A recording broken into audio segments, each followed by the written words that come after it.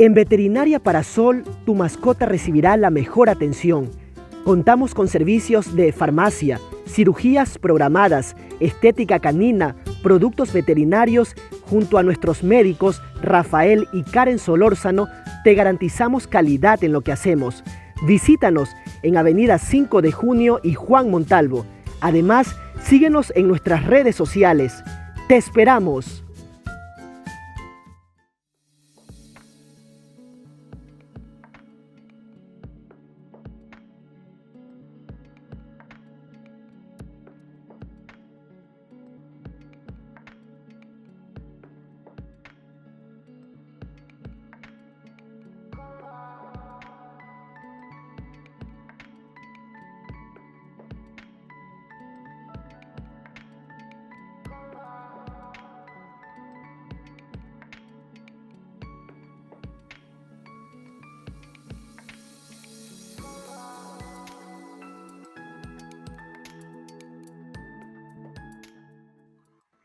¿Qué tal amigos de Crónicas Invisibles? Estamos en una entrega más de Mirada Latán. El día de hoy, como ya lo habíamos anunciado mediante nuestras redes sociales, tenemos un tema súper interesante y es hablar acerca de la Asamblea Nacional, que sabemos que sale una con la credibilidad del 7% aproximadamente.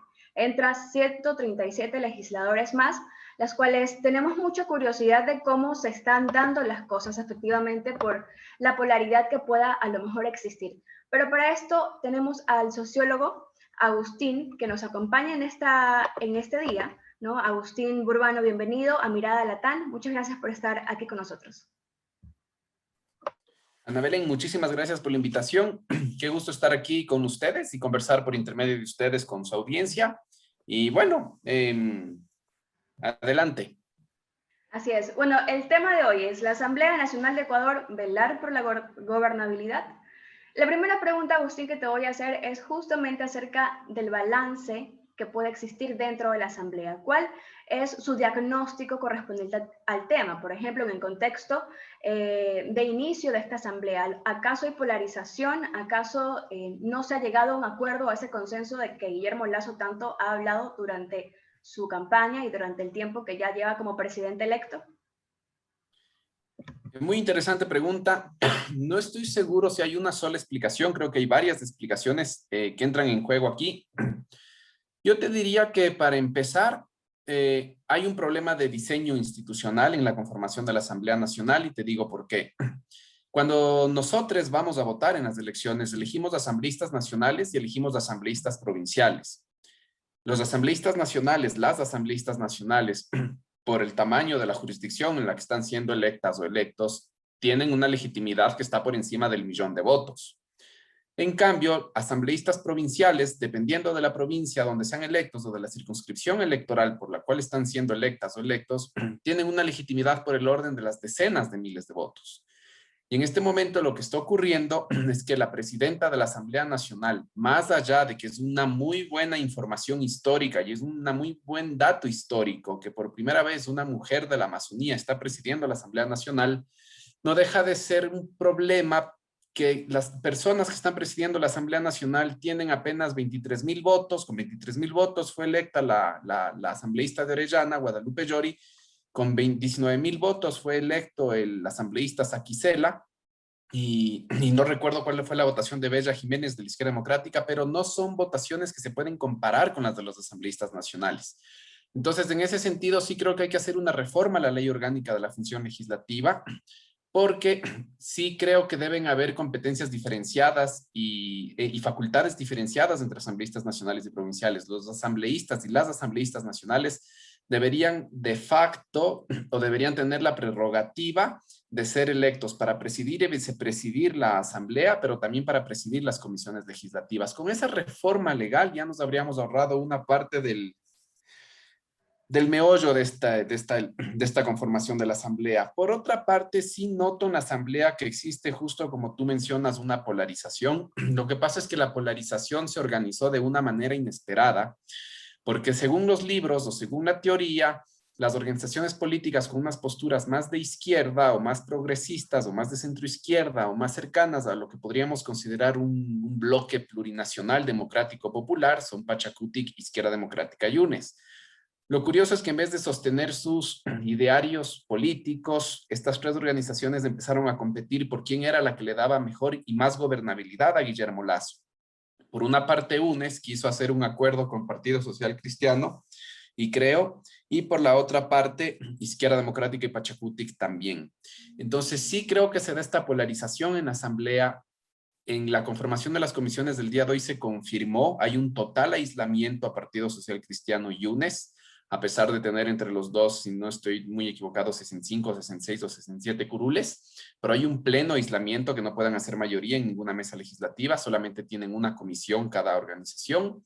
Y bueno, la cuestión está en ver qué tanto Guillermo Lasso va a poder seguir instrumentalizando esta alianza anticorreísta que generó con Izquierda Democrática y Pachacutic para implementar su proyecto neoliberal de desmantelamiento de las capacidades estatales, de desmantelamiento de las capacidades de intervención y de garantía del Estado de derechos y de servicios públicos que consagran derechos, y bueno, lo que ya sabemos que son los proyectos privatizadores y de reformas estructurales al Estado. Así que esa sería mi primera respuesta. Claro, pero bueno, es inevitable tampoco topar el tema que se está viviendo en la actualidad, por ejemplo, las desalianzas, por ejemplo, que existe con Yacu Pérez, que sale de Pachacutic porque no quiere estar ni con Lasso, ni con Partido Social Cristiano, ni con UNES, ni con nadie. Pero, ¿qué rol juega esto o cómo ven los ecuatorianos, ¿no? Esta cuestión de desalianza también por parte de Yacu Pérez? Porque él es un referente también ecuatoriano, indígena, las cuales, bueno, tuvo un importante número de votaciones al momento de ir a las urnas en la primera vuelta. Entonces, ¿qué representa Yacu que se salga de su partido o de su movimiento político? A ver, ahí lo que yo te diría es que uno puede ser opositor a las tesis que dirijan o que lleven a cabo las élites de una organización política sin tener que salirte de la organización política. Es decir, Yacu planteaba esta tesis de la tercera vía, una tercera vía posible entre el correísmo y el proyecto de Creo. Era una tercera vía complicada en la medida en que Guillermo Lasso apuesta siempre a polarizar. Guillermo Lasso por sí solo no es una figura política, por sí sola no es una figura política que arrastre muchos votos. Lo que tiene, de hecho, Guillermo Lasso casi se queda en la primera vuelta electoral. Para poder pasar a la segunda vuelta, Guillermo Lasso tuvo que recurrir a un repertorio del miedo y del voto útil, con el cual chantajearon emocional y racionalmente a votantes de Izquierda Democrática, de Javier Hervas y de Pachacutic, diciéndoles que si es que votaban por Pachacutic o por Hervas, por Izquierda Democrática, iban a desperdiciar su voto. Es ese chantaje emocional que le pone a Guillermo Lasso una segunda vuelta. Pero eso lo que nos muestra es que Guillermo Lasso tiene una inteligencia para representar al anticorreísmo, para constituir el anticorreísmo, pero que por sí solo no tiene adhesiones fuertes. Entonces, en ese sentido, el ascenso de Guillermo Lasso, de la conformación otra vez del anticorreísmo, esto del Ecuador del Encuentro no es nada más que la versión 2.0 de la consulta popular del 2018, no es nada más que la versión 2.0 de la alianza anticorreísta.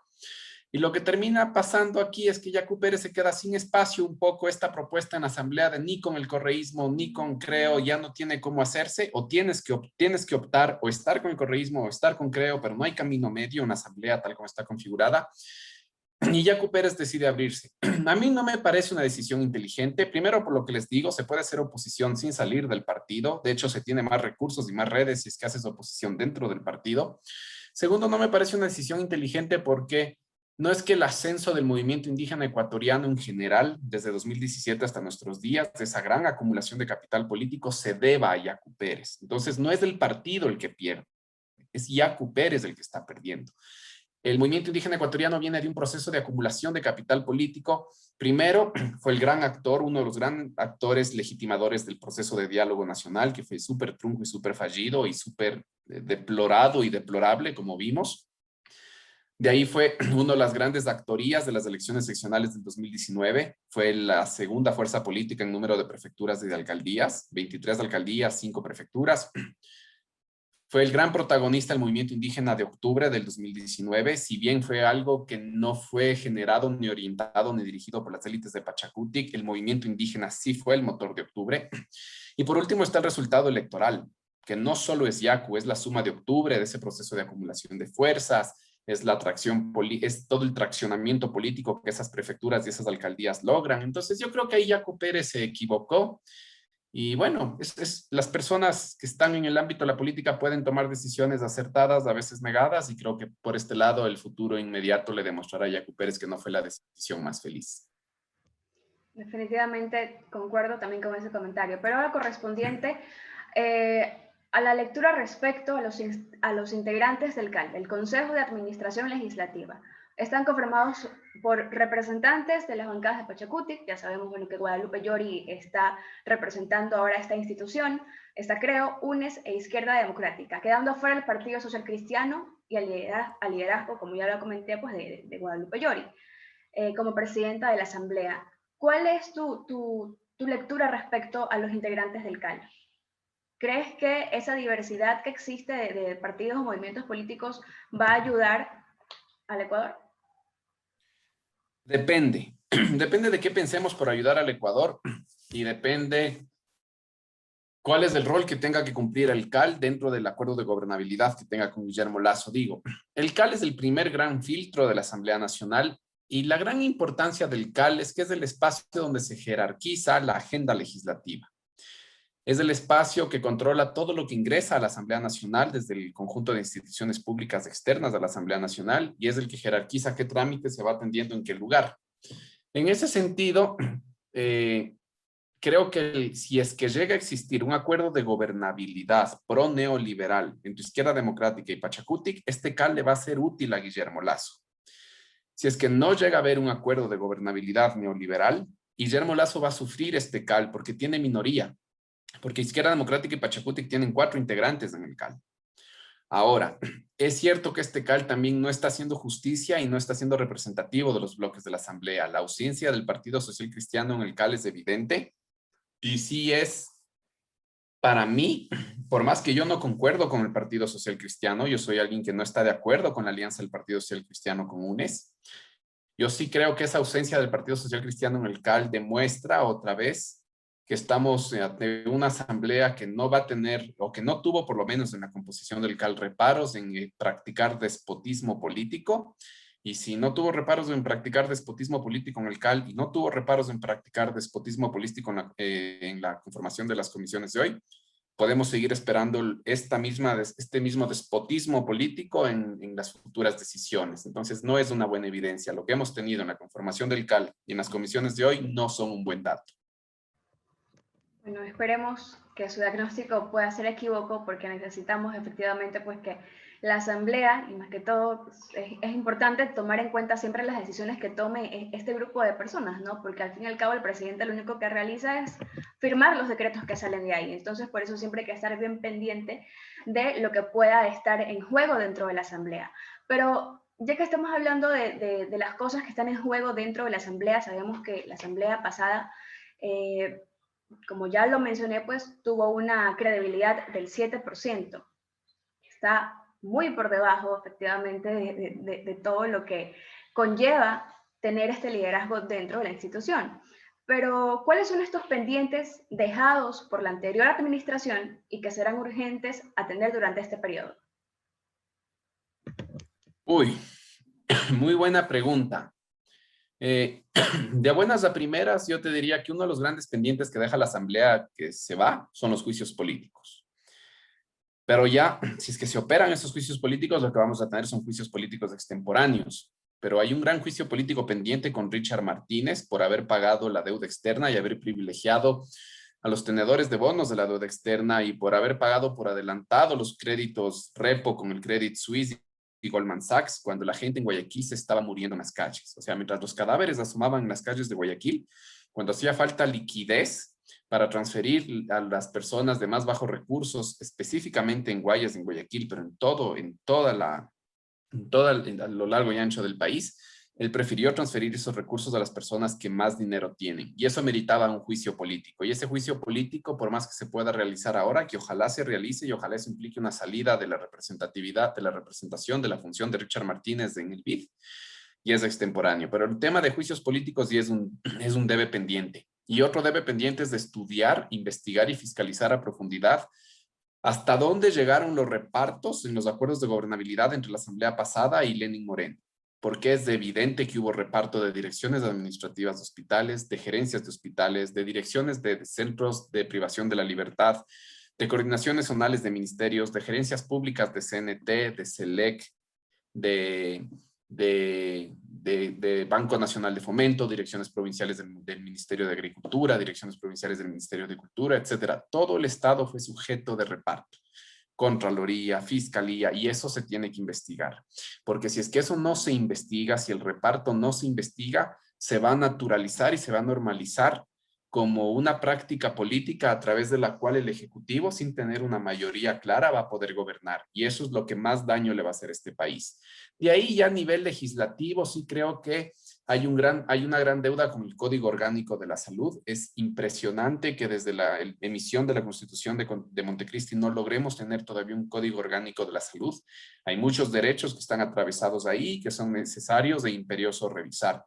También, por último, y para estar más a tono, a las demandas y a las agendas que se están imponiendo, que se están posicionando desde la sociedad civil y sobre todo desde los grupos de mujeres y los feminismos, es imperativo revisar varios ordenamientos legales para que tres de los espacios de vida más importantes que tenemos las ciudadanías sean espacios libres de violencias. Y con eso me refiero todo el proceso educativo, desde que uno va a kinder, prekinder, un sí bebé, hasta que uno sale de la universidad o una sale de la universidad, se tienen que trabajar protocolos para que esos espacios sean libres de violencias. Lo mismo tiene que ocurrir en el ámbito de la salud.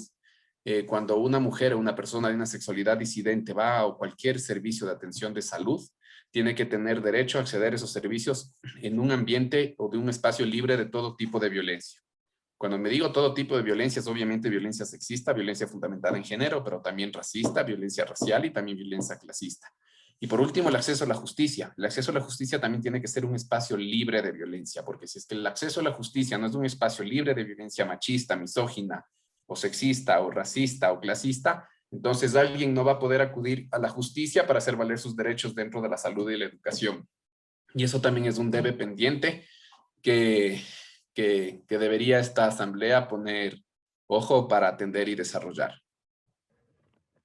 Definitivamente concuerdo también con ese punto, Agustín. Pero, ¿qué está en juego para los ecuatorianos? ¿Qué rol cumplirá esta asamblea, sobre todo pensando en uno de los peores escenarios en materia de institucionalidad? Por ejemplo, la crisis sanitaria, que ya lo comentábamos un poco, y la economía. A ver, ¿qué está en juego? Así de buenas a primeras. Está en juego la viabilidad o la limitación de el proceso de reformas estructurales neoliberales del Estado. Y cuando hablamos del proceso de reformas estructurales neoliberales del Estado, estamos hablando de profundizar las reformas que ya se han efectuado en el sistema monetario y en el sistema financiero, profundizar toda la línea de autonomización del Banco Central, que en realidad es una línea de privatización del ejercicio de gobierno del Banco Central, de privatización de los flujos del Banco Central, de la reserva monetaria a favor de los importadores y exportadores y a favor de la persona que saca capitales del país. Lo que está en juego es el proceso de privatización de los activos del Estado. Pueden llamarle monetización como quieran. Está en juego la privatización ya sea de los activos o la privatización del gobierno de las empresas estatales. Ahí estamos hablando de CNT, de Banco del Pacífico, ahí estamos hablando de SELEC, de CENEL, de Sopladora, de todo el conjunto de Paute Mazar, que es la joya dorada en el tema hidroeléctrico. Estamos hablando de renegociación de contratos petroleros con términos más lesivos para el Estado, ese recurso que es de todes. Estamos hablando de un proceso de debilitamiento del Estado central en el cual los gobiernos locales van a tener que asumir competencias para poder satisfacer los derechos que el gobierno central no está cumpliendo. Ya lo vimos en la pandemia, los municipios de Quito y Guayaquil, por ejemplo, tuvieron que asumir competencias de salud que son exclusivas del gobierno central, porque el gobierno central no daba abastos y ese proceso se va a profundizar. Entonces, eso es lo que está en juego. Ahora, en la decisión de Pachacutic y de Izquierda Democrática y de UNES está si es que van a ofrecer una resistencia a ese proceso o si le van a ofrecer viabilidad o gobernabilidad. Y de momento parecería que la opción es la segunda, ofrecerle viabilidad. Y lo que eso quisiera decir es que las organizaciones políticas que tenían en este momento el mandato histórico de representar al conjunto de ciudadanías y de organizaciones de la sociedad que a lo largo y a lo ancho del Ecuador querían un proyecto alternativo al neoliberalismo y que por eso votaron por ellas y que por eso les dieron la mayoría en la Asamblea Legislativa, están siendo traicionadas en sus expectativas y en sus esperanzas. Entonces, esperemos que las tres organizaciones políticas más pronto que tarde reculen, estén a la altura del momento histórico, de lo que el momento histórico espera de ellas, puedan deponer sus agresiones y sus historias de desavenencias recientes a un lado y puedan configurar una representación real a todas las personas que votaron por ellas. Así es. Pero, ¿crees que los asambleístas están cumpliendo o están en sintonía con las propuestas que tienen correspondientes a las demandas sociales que existen? Buenísima pregunta. De hecho, esa pregunta es la gran explicación de octubre. Octubre emerge porque el sistema político en general y la asamblea en particular no estaba generando este proceso de circulación de demandas, es decir, ejercer una actividad de pedagogía de la escucha de la sociedad civil y traducir ese ejercicio de escucha en políticas públicas que después regresen en forma de derechos o de servicios públicos a la ciudadanía. Ese proceso estaba trunco, eso es lo que da pie la gran irrupción popular de octubre. Si tomaron nota o aprendieron la lección, está por verse. Si uno juzga por los principios, por los artículos que, por ejemplo, se firmaron en el acuerdo de Minga entre Pachacuti y Izquierda Democrática, uno diría sí, hey, sí hay cierto ejercicio de la escucha. Si uno juzga por con quienes se juntaron para implementar ese acuerdo, uno dice no están escuchando mucho. Veamos, todavía está por verse, ojalá escuchen. Estamos llegando justamente ya a la parte de las conclusiones correspondiente a este tema de la Asamblea Nacional.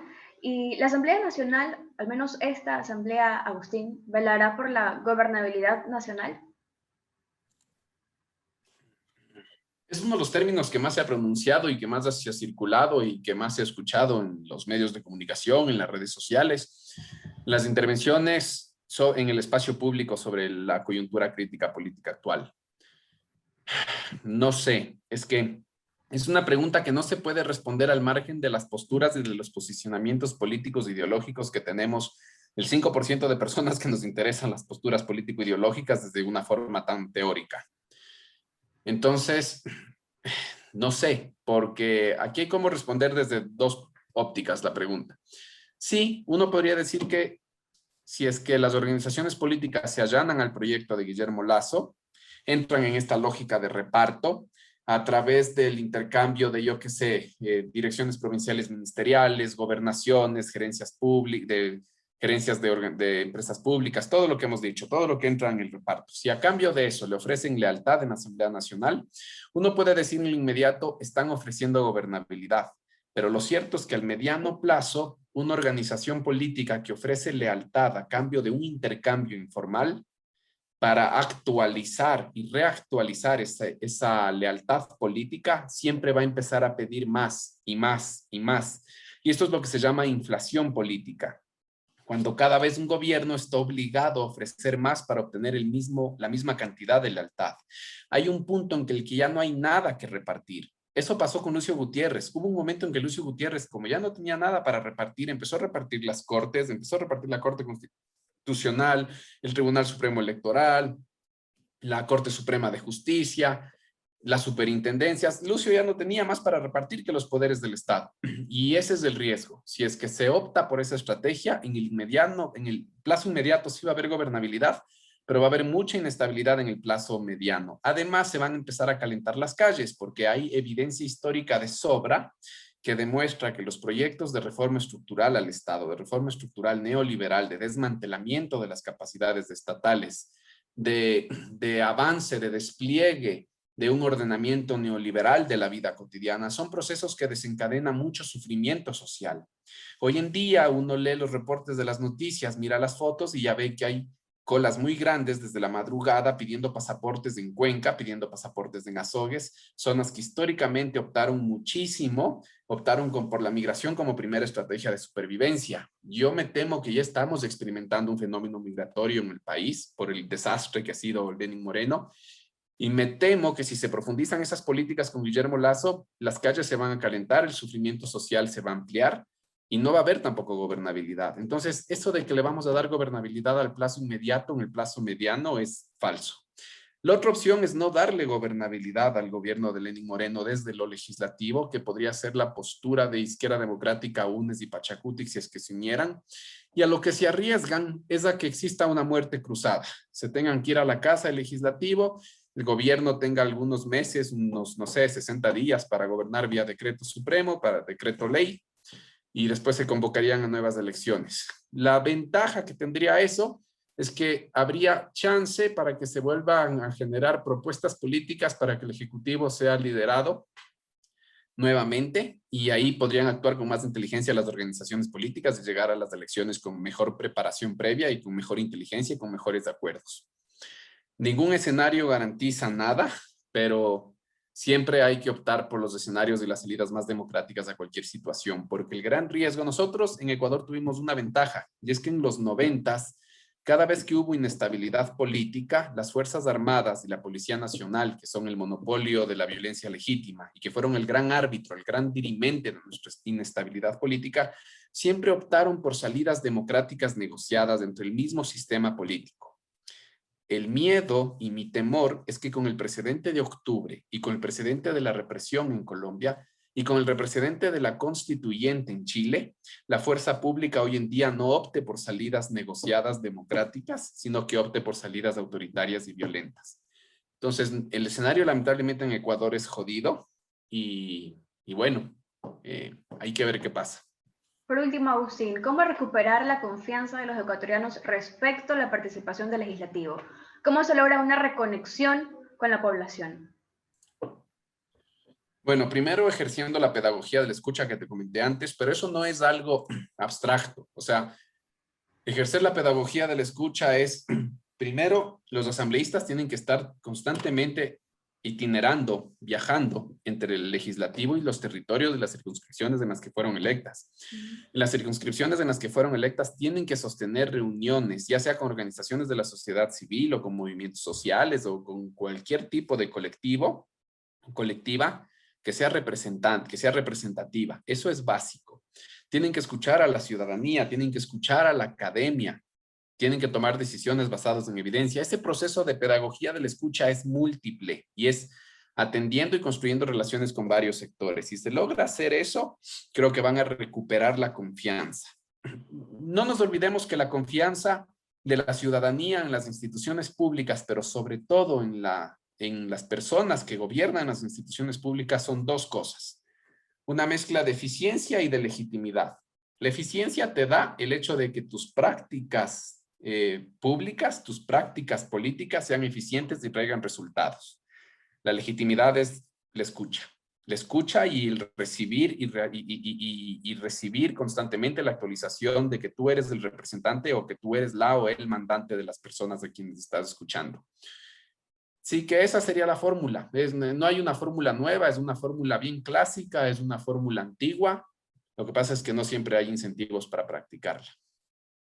Definitivamente el reparto creo yo que ha sido lo que ha hundido al Ecuador durante todo este tiempo, más de una década viviendo justamente todo esto, pues no, de falta de gobernabilidad y más que todo en estos últimos 4 años que efectivamente pues se ha evidenciado de gran manera la necesidad o las necesidades que tiene Ecuador por cambiar.